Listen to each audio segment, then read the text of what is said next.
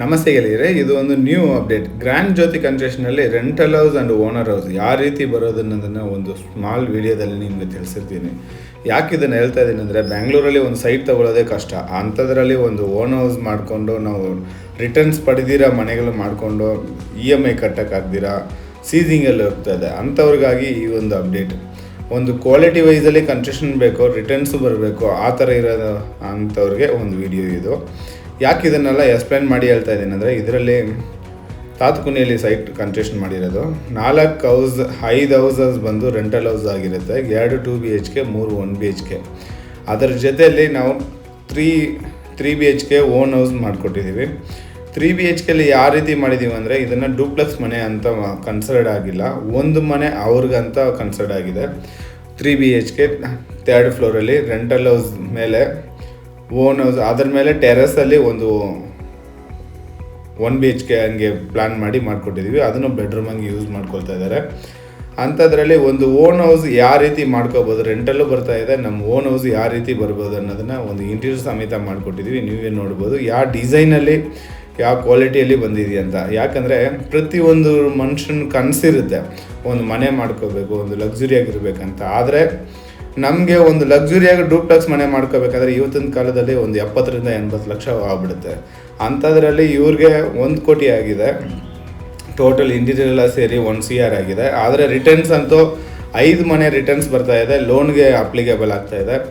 ಇದನ್ನು ಏನಕ್ಕಾಗಿ ನಾನು ಇಷ್ಟು ಬಿಡಿಸಿ ಹೇಳ್ತಾ ಇದ್ದೀನಿ ಅಂದರೆ, ಒಂದು ಮನೆ ಕಟ್ಕೋಬೇಕಂತ ಎಲ್ಲರೂ ಕನಸಲ್ಲಿ ಇರ್ತೀರ, ಬಟ್ ಕನ್ಸನ್ನು ನೆನ್ಸು ಮಾಡ್ಕೊಳ್ಳೋ ಅಷ್ಟಿಗೆ ನಾವು EMI ಕಟ್ಟೋಕ್ಕೆ ಸ್ಟಾರ್ಟ್ ಆಗ್ಬಿಡ್ತೀವಿ. ಇಷ್ಟು ದಿನ ನಾವು ರೆಂಟಲ್ ಕಟ್ತಾ ಇರ್ತೀವಿ, ಇಲ್ಲಿ ಬಂದು EMI ಕಟ್ಟೋಕ್ಕೆ ಸ್ಟಾರ್ಟ್ ಆಗ್ಬಿಡ್ತೀವಿ. ಏನಕ್ಕಂದರೆ ಲಕ್ಸುರಿ ಸ್ಟೇಟ್ಮೆಂಟಿಗೆ ಹೋದಾಗ ಲಕ್ಸುರಿ ಹೋಗ್ಬೇಕು. ಯಾವ ರೀತಿ ಹೋಗಬೇಕು, ನಮಗೆ ಓಕೆ ನನ್ನ ಇನ್ವೆಸ್ಟ್ಮೆಂಟ್ ಮಾಡಿದ್ರು 2 CR, ನಾನು ಸೈಟಿಗೆ ಸೇರಿ 2 CR 3 CR ನಾನು ಇನ್ವೆಸ್ಟ್ಮೆಂಟ್ ಮಾಡಿದ್ರೂ ನನಗೆ ಓಕೆ ಅಪ್ಲಿಕೇಬಲ್ ಆಗುತ್ತೆ ಅನ್ನೋರಿಗೆ ಈ ವಿಡಿಯೋ ಅಲ್ಲ.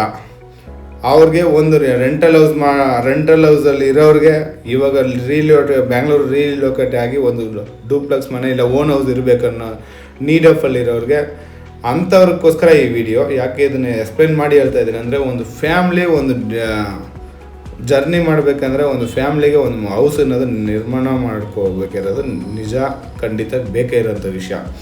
ಅಂಥದ್ರಲ್ಲಿ ಒಂದೊಂದು ಮನೆಯೂ ಹೆಂಗೆ ನಿರ್ಮಾಣ ಮಾಡ್ಕೋಬೋದು, ಯಾವ ಲಕ್ಸುರಿ ಸ್ಟೇಟ್ಮೆಂಟಲ್ಲಿ ಮಾಡ್ಕೋಬೋದು ಅನ್ನೋದು ತುಂಬ ನೀಡ್ ಆಫ್ ಚೆಕ್ ಮಾಡಬೇಕಂತ ವಿಷಯ. ಯಾಕಂದರೆ ನಾವು ಅಂದ್ಕೊಂಡಿರ್ತೀವಿ ಲಕ್ಸುರಿಯಾಗಿ ಮನೆ ಮಾಡ್ಕೊಂಬಿಟ್ರೆ ಸಾಕಂತ. ಆದರೆ ಒಂದು IT ಕಂಪ್ನಿಯಲ್ಲಿರೋರು ಲಕ್ಸುರಿಯಾಗಿ ಮನೆ ಮಾಡ್ಕೊಂಬಿಟ್ರೆ ಅವ್ರಿಗೆ 2 lakhs 3 lakhs ಸಂಬಳ ಬರ್ತಾಯಿದೆ ಅಂದರೆ 70% ಆಫ್ EMIಗೆ ಹೋಗ್ಬಿಡುತ್ತೆ, 30% ಆಫ್ ಉಳಿಯುತ್ತೆ. 30% ಆಫಲ್ಲಿ ಏನು ಮಾಡೋಕ್ಕೆ ಸಾಧ್ಯ ಅವರು? ಅಂಥವ್ರಿಗೆಲ್ಲ ನಾನು ಒಂದು ಸೊಲ್ಯೂಷನ್, ನಮ್ಮ ಗ್ರ್ಯಾಂಡ್ ಜ್ಯೋತಿ ಕನ್ಸ್ಟ್ರಕ್ಷನಿಂದ ಅಪ್ಡೇಟ್ ಕೊಡೋದು ಏನಂದರೆ, ಒಂದು ಮನೆನ ನಿರ್ಮಾಣ ಮಾಡಿ, ಬೇಡ ಅಂತ ಇಲ್ಲಲ್ಲ, ಗೌರ್ಮೆಂಟ್ ಅಪ್ರೂವಲ್ ಪ್ರಕಾರ G+3 G+2ಗೆ ಅಪ್ರೂವಲ್ ಇದೆ. ಅದಕ್ಕೆ ತಕ್ಕಂಗೆ ನಿಮ್ಗೆ ಏನು ಕೋಆರ್ಡಿನೇಟ್ ಬೇಕೋ, ಎಷ್ಟು ಮನೆ ಬೇಕೋ, ಒಂದು ಸೇಫರ್ ಸೈಡಾಗೆ ಒಂದು EMI ನೀವು ಒಂದು 50 ಲಕ್ಷ ಲೋನ್ ತೊಗೊಳ್ತಾ ಇದ್ದೀರಿ ಅಂದರೆ 50 ಲಕ್ಷಕ್ಕೆ 50,000 ಆದ ನಿಮಗೆ EMI ಕಟ್ಟಂಗೆ ಕೆಪಾಸಿಟಿ ಬರೋಂಗೆ ಅದನ್ನು ರೆಂಟಲ್ ಹೌಸ್ ಮಾಡ್ಕೊಂಡಿದ್ರಲ್ಲಿ ನಿಮಗೆ ಸೇಫ್ಟಿ ವೈಸಲ್ಲಿ ಆಗ್ತೀರಾ. ಈ ಮನೆ ನೋಡ್ಬೋದು ನೀವು ಲಕ್ಸುರಿಯಾಗಿ ಹೆಂಗೆ ಬಂದಿದೆ ಅಂತ.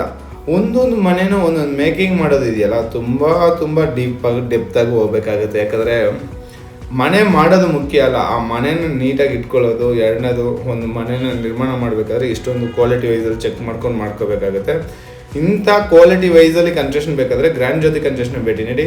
ಹೆಚ್ಚಿನ ಮಾಹಿತಿಗಾಗಿ ಕೆಳಗಡೆ ಕೊಟ್ಟಿರೋ ನಂಬರ್ ಕಾಂಟ್ಯಾಕ್ಟ್ ಮಾಡಿ. ನಿಮಗೆ ನಿಮ್ಮ ಕೊಲೀಗ್ಸ್ಗೆ ಯಾರಾದರೂ ಇಂಥ ಅಪ್ಡೇಟ್ ಬೇಕಾದರೆ ಫಾರ್ವರ್ಡ್ ಮಾಡಿ. Okay, thank you, bye.